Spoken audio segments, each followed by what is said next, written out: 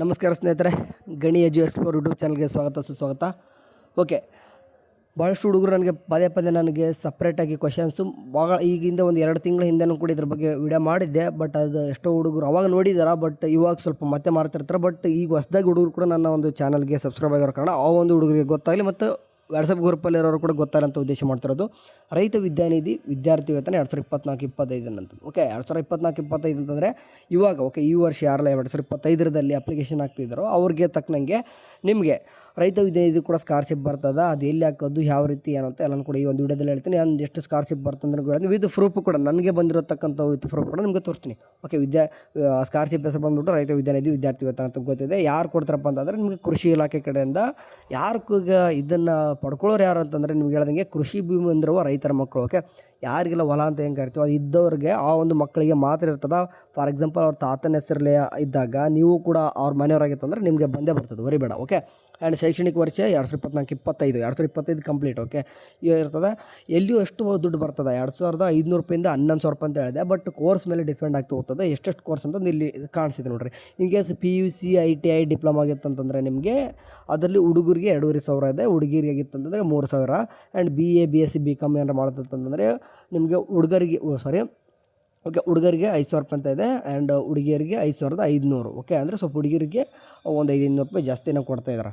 Okay, and LLB, paramedical, B.Pharma, nursing ಮತ್ತು ಇದು ಸಪ್ರೇಟಾಗಿ ಏನಾದರೂ ಪ್ರೊಫೆಷ್ನಲ್ ಕೋರ್ಸಸ್ ಏನಾರು ಮಾಡಿತ್ತಂದರೆ ನಿಮಗೆ 7,500 ರೂಪಾಯಿ ಹುಡುಗರಿಗೆ. ನನಗೆ ಓಕೆ, ನಾನು ಇವಾಗ ಇದೇ ಕ್ಯಾಟಗರಿಲಿ ಬರ್ತೀನಿ ನಾನು. ಓಕೆ, ಪ್ರೊಫೆಷ್ನಲ್ ಕೋರ್ಸಸ್ ಅಂತ ಹೇಳಿದೆ ನಾನೀಗ. ಇದೇ ಒಂದು ಪ್ರೊಫೆಷ್ನಲ್ ಕೋರ್ಸಲ್ಲಿ ಕೂಡ ನಾನು ಕೂಡ ಬರ್ತೀನಿ. ಸೊ ಹಂಗಾಗಿ ನನಗೆ 7,500 ರೂಪಾಯಿ ಬಂದರೆ ನಿಮಗೆ ಪ್ರೂಫ್ ತೋರಿಸ್ತೀನಿ. ಓಕೆ, ಲಾಸ್ಟಲ್ಲಿ ತೋರಿಸ್ತೀನಿ ನಿಮಗೆ SSPಲಿ. ಆ್ಯಂಡ್ ಇಲ್ಲಿ ಕಾಣಿಸ್ತಿದೆ 8,000 ರೂಪಾಯಿ ಹುಡುಗಿರ ಆಯಿತು ಅಂದರೆ 2,000 ಬರ್ತದೆ. ಆ್ಯಂಡ್ ನೆಕ್ಸ್ಟ್ ನೀವು ಏನಾದರೂ MBBS, B.Tech ಅಥವಾ ಇನ್ನಿತರ ಏನಾದರೂ ಸಪ್ರೇಟ್ ಬೇರೆ ಏನಾದರೂ PG ಕೋರ್ಸಸ್ ಮಾಡ್ತಂದರೆ ನಿಮಗೆ ಹುಡುಗರಿಗೆ ಆದರೆ 10,000 ರೂಪಾಯಿ ಆ್ಯಂಡ್ ಹುಡುಗಿರಿಗೆ ಇದ್ದರೆ 11,000 ರೂಪಾಯಿ. ಇದು ಈ ಹೋದ ವರ್ಷ ನಿಲ್ಲಿಸಿದ್ರೆ ಮತ್ತು ಈ ವರ್ಷ ಸ್ವಲ್ಪ ಸ್ಟಾರ್ಟ್ ಮಾಡಿದ್ದಾರೆ ಅಂತಲೇ ಹೇಳ್ಬೋದು. ಬರ್ತದೆ. ಯಾವ ರೀತಿ ಅಪ್ಲಿಕೇಶನ್ ಹಾಕೋದು ಏನು ಅಂತಂದು ಹೇಳೋದಂತಂದ್ರೆ ನಿಮಗೆ ಹೇಗೆ ಅರ್ಜಿ ಸಲ್ಲಿಸೋದು ಅಂತಂದು ಹೇಳ್ತೀನಿ ನೋಡ್ರಿ. ಫಸ್ಟು ನೀವು ಇದಕ್ಕೋಸ್ಕರ ನೀವು ಸಪ್ರೇಟಾಗಿ ಅಪ್ಲಿಕೇಶನ್ ಹಾಕುವಂಥ ಅವಶ್ಯಕತೆ ಏನಿರಲ್ಲ. SSP ಹಾಕ್ತಿರಿ ನೋಡ್ರಿ. SSP ಜೊತೆಗೆ ಕೂಡ ಇದನ್ನು ಕೂಡ ನೀವೇನಾದರೂ ಈಗ ಫಾರ್ ಎಕ್ಸಾಂಪಲ್ ನಿಮಗೆ ಫಸ್ಟ್ ಅಪ್ಲಿಕೇಶನ್ ಹಾಕುವಾಗ ಮೊದಲನೇ ಹಂತ ಮತ್ತು 2ನೇ ಹಂತ ಬರ್ತದೆ. ಓಕೆ, ಈಗ 2ನೇ ಹಂತ ಬಂದಾಗ ಇಲ್ಲಿ ಓಕೆ ಇದು 2ನೇ ಹಂತ ಬಂದಾಗ ನಿಮಗೆ ಪೇರೆಂಟ್ಸ್ ಡೀಟೇಲ್ನ ಕೇಳ್ತದೆ. ಆ ಪೇರೆಂಟ್ಸ್ ಡೀಟೇಲ್ ಆಟೋಮೆಟಿಕ್ಕಾಗಿ ಪ್ರೆಚರ್ಡ್ ಆಗಿಬಿಟ್ಟು ನಿಮ್ಮ ಪೇರೆಂಟ್ಸ್ ಅಲ್ಲಿ ಯಾರಾದರೂ ಇತ್ತಪ್ಪ ಅಂತಂದರೆ ಅಲ್ಲಿ ಏನಾಗುತ್ತೆ ಅಂತಂದರೆ ಆಟೋಮೆಟಿಕ್ಕಾಗಿ ಈ ಒಂದು ಸ್ಕಾಲರ್ಶಿಪ್ಗೆ ನೀವು ಕೂಡ ಎಲಿಜಿಬಿಲಿಟಿ ಆಗಿಬಿಡ್ತೀರ.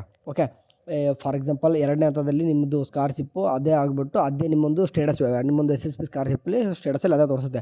ಇದಕ್ಕೋಸ್ಕರ ಎಷ್ಟು ಹುಡುಗರು ಹೇಳ್ತಾರೆ ಸಪ್ರೇಟಾಗಿ ಏನು ಅಪ್ಲಿಕೇಶನ್ ಹಾಕಬೇಕಂತ. ಯಾವುದೇ ರೀತಿ ಅಪ್ಲಿಕೇಶನ್ ಸಪ್ರೇಟ್ ಇರೋದಿಲ್ಲ. ನೀವು ಇದಕ್ಕೇನಾದರೂ ಎಲಿಜಿಬಿಲಿಟಿ ಇತ್ತಂದರೆ ಮುಗೀತು ಸಪ್ರೇಟಾಗಿ.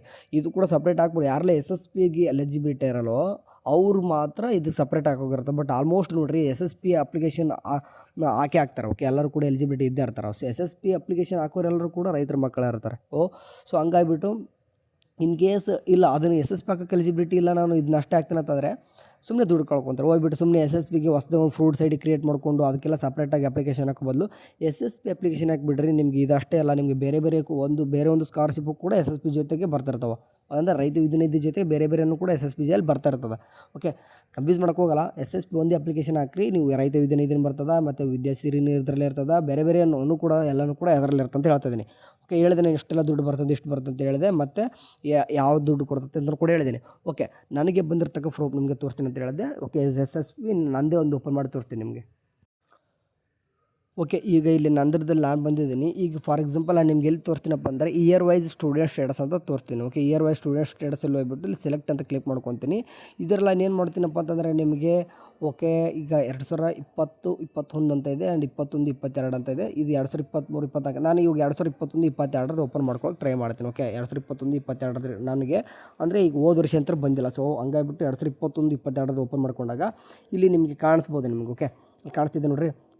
ಚೀಫ್ ಮಿನಿಸ್ಟರ್ ರೈತ ವಿದ್ಯಾನಿಧಿ ಪ್ರೋಗ್ರಾಮ್ ಅಂತ ಬಂದುಬಿಟ್ಟು ನಾನು ನಿಮ್ಗೆ ಗಾಳಿ ಹೇಳಿದ್ದೆ. ಪ್ರೊಫೆಷ್ನಲ್ ಕೋರ್ಸಸ್ ಹೋದವ್ರಿಗೆ 7,500 ರೂಪಾಯಿ, ಹುಡುಗರಿಗೆ ಇನ್ ಕೇಸ್ ಹುಡುಗಿರ ಆಯ್ತಂದರೆ 8,000 ರೂಪಾಯಿ ಅಂತ ಬಂದಿದೆ ಅಲ್ವಾ. ಆ್ಯಂಡ್ ಅದೇ ರೀತಿಗೆ 5,700 ಕೂಡ ಕಾಣಿಸ್ಬೋದು ನಿಮಗೆ. ಅಂದರೆ P ಸ್ಯಾಂಕ್ಷನ್ ಟು ಸ್ಟೂಡೆಂಟ್ ಅಂದರೆ P ಸ್ಯಾಂಕ್ಷನ್ ಅಂದರೆ ಈಗ P ಕನ್ಸೆಷನ್ ಅಂತ ಏನು ಕರಿತೀವಿ ನಾವು ಅದನ್ನು ಕೂಡ ಬಂದಿರತಕ್ಕಂಥದ್ದು 2 ಬಂದಿತ್ತು. ಆ್ಯಂಡ್ ನಮಗೆ ಕೆಲವೊಂದು ಟೈಮ್ ಮೇಂಟೆನೆನ್ಸ್ ಅಮೌಂಟು ಸ್ಯಾಂಕ್ಷನ್ ಆಗಿರಲ್ಲ, ಅಲ್ಲಿ ಬಂದಿರಬೇಕು. ವಿತ್ UTR ನಂಬರ್ ಎಲ್ಲ ಬಂದಿದೆ. ಓಕೆ, ಯಾವಾಗಲೇ ಬಂದಿರತಕ್ಕಂಥ ನೋಡ್ಕೊಂಬಿಟ್ರೆ ಎಲ್ಲರೂ ಕೂಡ ತೋರಿಸೋಣ, ಅದಕ್ಕೇನಿಲ್ಲ. ಓಕೆ, UTR ನಂಬರ್ ಎಲ್ಲನೂ ಕೂಡ ಸಕ್ಸಸ್ ಆಗಿರೋದು. ಓಕೆ, 2 ಬಂದಿದೆ. ಓಕೆ, ಒಂದು ಚೀಫ್ ಮಿನಿಸ್ಟರ್ ಆಫ್ ರೈತ ವಿದ್ಯಾನಿಧಿ ಅದು ಒಂದು, ಆ್ಯಂಡ್ ಸ್ಟೂಡೆಂಟ್ ಫೀದಲ್ಲಿ ಬಂದಾಗ ಫೀಸ್ ಕನ್ಸೆಷನ್ 2 ಕೂಡ ಬಂದಿದ್ದಾವೆ. ಓಕೆ, ಇದು ಅವಾಗ ಬಂದಿರತಕ್ಕಂಥದ್ದು. ಓಕೆ, ಬಟ್ ಇವಾಗ ಏನಾಗಿದೆ ಅಂತಂದರೆ ಈಗ 2023-24ರಲ್ಲಿ ಸ್ವಲ್ಪ ಸ್ಟಾಪ್ ಮಾಡಿದ್ರು. ವಾಪಸ್ 2024-25 ಇವಾಗ ಮತ್ತೆ ಸ್ಟಾರ್ಟ್ ಮಾಡಿದ್ದೇನೆ ಅಂತಂದು ಅದಕ್ಕೋಸ್ಕರ ಫಂಡ್ ರಿಲೀಸ್ ಆಗಿದೆ ಅಂತಲೂ ಕೂಡ ಮಾತುಕತೆ ಬರ್ತದೆ.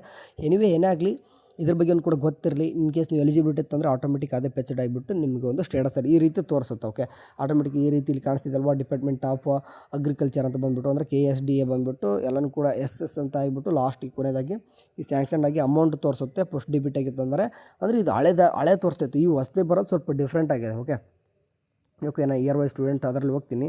ಅದ್ರಲ್ಲಿ ಹೋಗ್ಬಿಟ್ಟು ಬೇಕಾದ್ರೆ ರೀಸೆಂಟಾಗಿ ನನಗೆ ಇನ್ನೊಂದು ತೋರ್ಸೋಕ್ಕೆ ಟ್ರೈ ಮಾಡ್ತೀನಿ ನಿಮಗೆ. ಓಕೆ, ರೀಸೆಂಟಾಗಿ ತೋರಿಸ್ತೀನಿ ನಿಮಗೆ.